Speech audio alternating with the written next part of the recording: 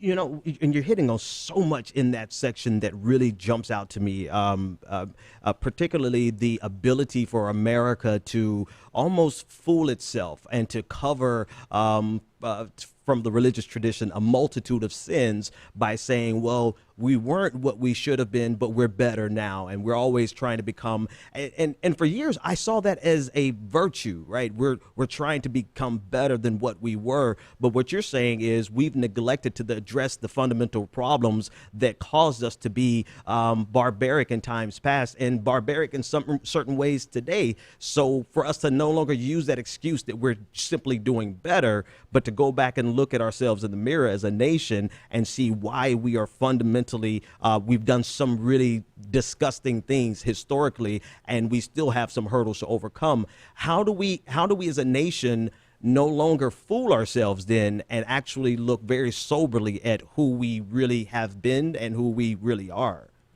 Well, we have to tell ourselves the truth, right? And part of it, we have to say that, that the value gap is sustained not by loud racists, not by people running around with hoods on their heads or the loud racists that we see at Trump rallies, right? But rather, it's the value gap is sustained by all of us.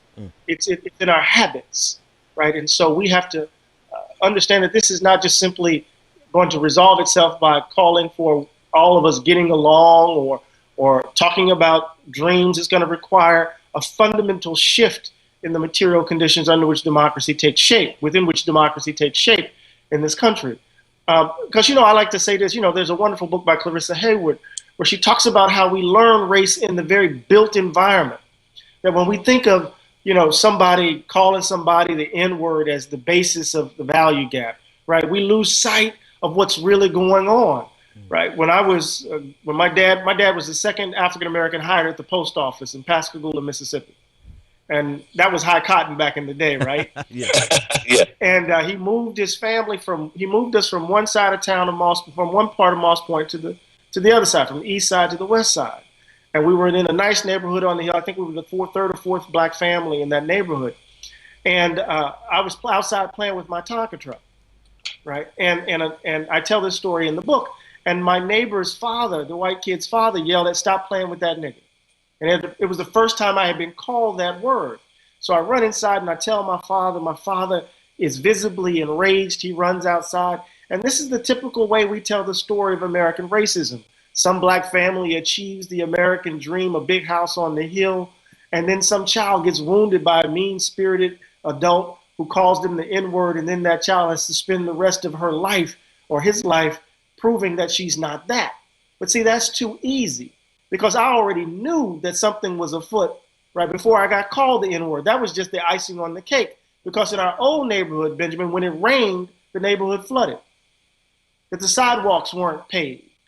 That the baseball diamond wasn't cut regularly. Right. That those houses were smaller. The schools weren't as good, right? The people were subject to layoffs in patterns that that weren't experienced as much on the west side of town.